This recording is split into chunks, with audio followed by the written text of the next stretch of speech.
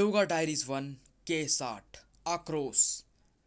मुंबई 13 जुलाई 2011 झावेरी बाजार 6:54 PM।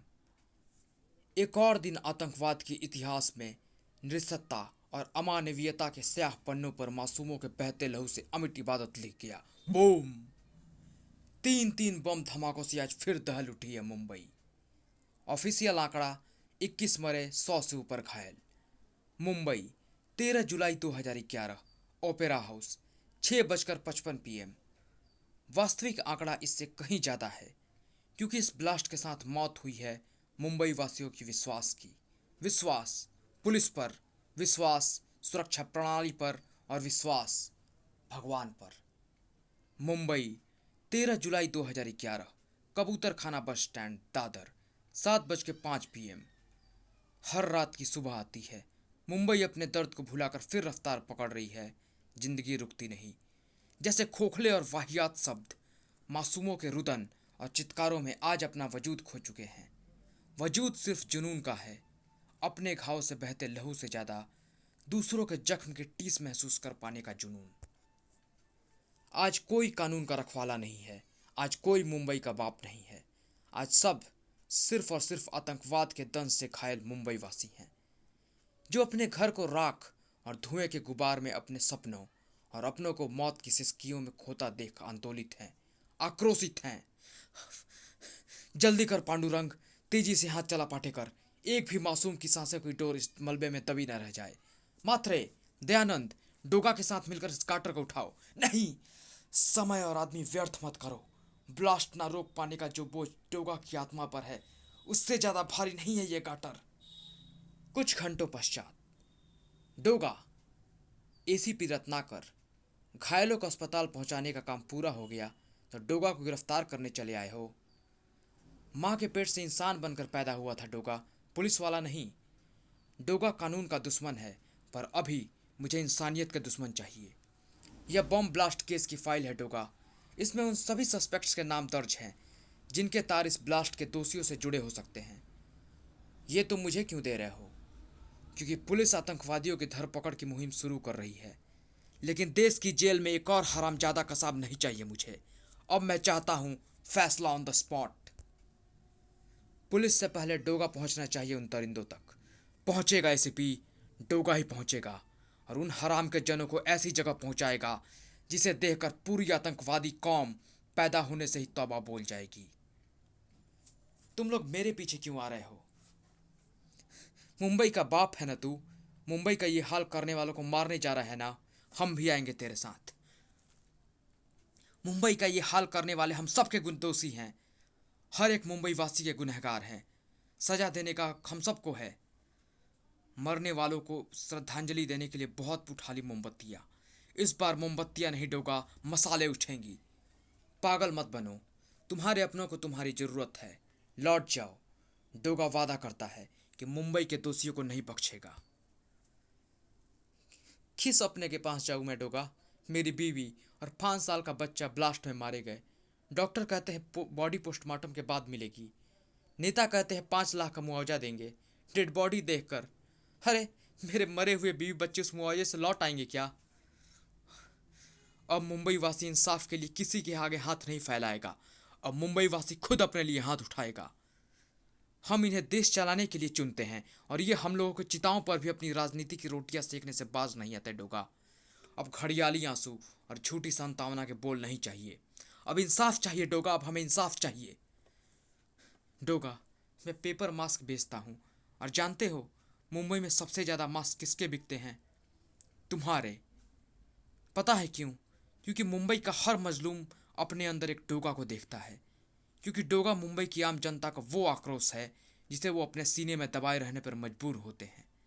क्योंकि उनके ऊपर खुद को और अपने को पालने का दबाव होता है, पर जब आप अपने ही ना रहें तो वो आक्रोश लावा बनकर फूट उठता है डोगा, लावा बनकर फूट उठता है।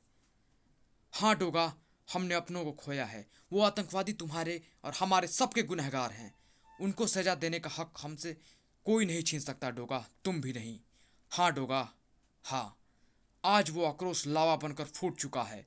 देखो, गौर से देखो।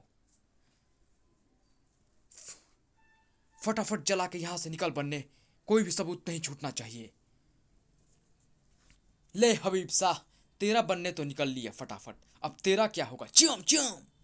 डोगा, तू ये यहां तक पहुंच गया? डोगा के घर ना देर है ना अंधेर।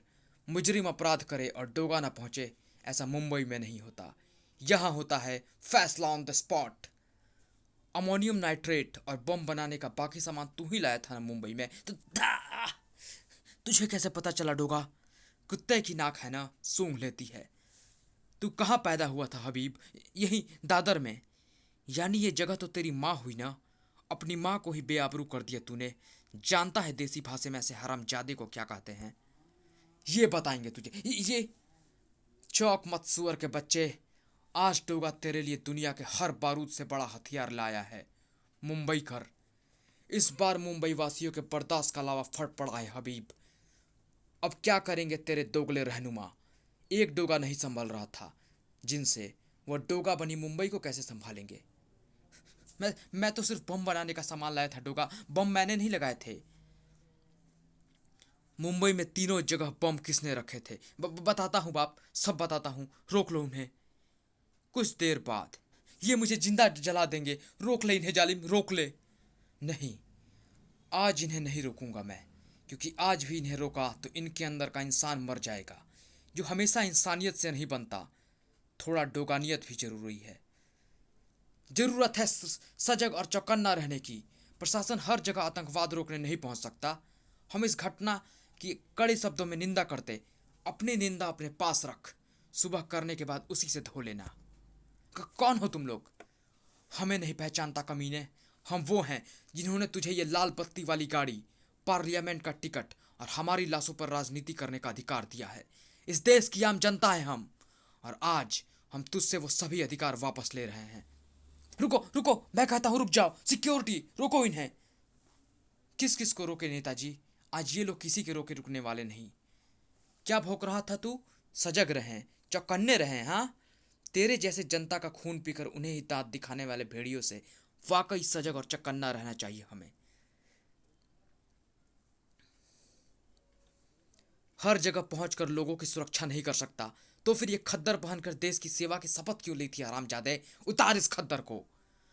अगर नेता पूरी बेशर्मी से बोले कि वो असमर्थ है, तो उसे नंगा और जानवरों की तरह चारों टांगों पर खड़ा होना चाहिए, क्योंकि इंसान कहलाने का उसे कोई अधिकार नहीं। जो नेता इतना बड़ा नामर्द हो कि आतंकवादियों को पकड़कर उन्हें सजाए मौत दिलवाने के बजाय देश के नागरिकों को ही संतावना और सतर्कता का पाठ पढ़ाता हो, उसे वाकई हमेशा के लिए नामर्द बनाना चाहिए। इस नेता का ये हाल उदाहरण है इसकी कौम के लिए। अब इसके बाद कोई नेता मजलूमों की झुलसती लाश पर स्वार्थ के तेजाबी आंसू टपकाने नहीं आएगा। जफर इलियासी, उम्र 16 साल। शेख मोहम्मद, उम्र 17 साल। वकार अख्तर, उम्र 17 साल। हबीब शाह से इनके हाउड आउट का पता उगलवाया था, वही मिले ये कमचर्फ। तर तर तर तर तर तर तर तर। यदि मानव अधिकार आयोग के इंसानियत के ठेकेदार यहाँ मौजूद होते तो यकीनन ये ट्रेंड आतंकवादी उन्हें बेहद मासूम और गुमराह नवयुवक नजर आते। वारा जाऊं मैं ऐसे मासूमों की मासूमियत पर। उन सभी से डोगा ये जानना चाहेगा कि यदि ये गुमराह नौजवान उनके परिजनों की जाने लेते तो क्या तब भी वे इन्हें जेलों में बंद कर इन पर मुकदमा सालों साल चलाने की हिमायत करते, या फिर चीख चीख कर मांगते फैसला ऑन द स्पॉट? आज भी होगा फैसला ऑन द स्पॉट, लेकिन आज ये फैसला डोगा नहीं करेगा। आज ये फैसला मुंबई की आम जनता करेगी। प्यार से बहुत समझा चुके इन इंसानियत के दुश्मनों को अब इन्हें इनकी बोली में समझाने का वक्त आ गया है। अब ना तो तू हमारा कुछ बिगाड़ सकता है डोगा, ना ये लोग। पुलिस आ गई है। पुलिस हमें ले जाकर जेल में बंद कर देगी। फिर हम भी तेरे देश की मुफ्त रोटी मुफ्त में तोड़ेंगे और खाकर तेरे देशवासियों के मुंह पर ही निकालेंगे। हम भी कसाब की तरह जेल को अपना ससुराल बनाकर तेरे ही देश के कानून के साथ सुहागरात मनाएंगे। आओ आओ ससुर जी, ले चलो हमें गिरफ्तार करके ससुराल। ऑफिसर्स, क्या आपको यहाँ कहीं भी कोई आतंकवादी नजर आ रहा है? No sir. Then let's move. हमें आतंकवादियों को जल्द से जल्द जिंदा गिरफ्तार करने के ऑर्डर्स फॉलो करने हैं। ठहरो, रुको, ये क्या कर रहे हो? हमें गिरफ्तार करो। हमने ही बम ब्लास्ट किए हैं। हमें इन भूखे कुत्तों के बीच छोड़कर मत जाओ। नहीं नहीं, रुक जाओ, माफ कर दो हमें। डोगा माफ नहीं करता, डोगा सजा देता है। महात्मा गांधी ने कहा था कि जुल्म करने से बड़ा गुनाहगार जुल्म सहने वाला होता है। पिछले कई सालों से मुंबई जुल्म सहने का गुनाह करती आई है। जब जुल्म और आतंक अपनी सारी हदें पार कर जाता है, तभी तो जन्म होता है उस जज्बे का जिसे डोगा कहते हैं। आज आम आदमी के भीतर का डोगा जाग गया है। अपनी और अपनों की रक्षा के लिए हथियार उठाने के लिए मजबूर कर दिया गया है इन्हें। मुंबई में एक बार फिर नई सुबह आ रही है। आज मुंबईकर ने आतंकवाद के घाव से बहते अपमान वो अपनों को खोने के दर्द रूपी मवाद को साफ करने के बजाय आतंकवाद को घाव देने वालों को ही साफ करना सीख लिया है।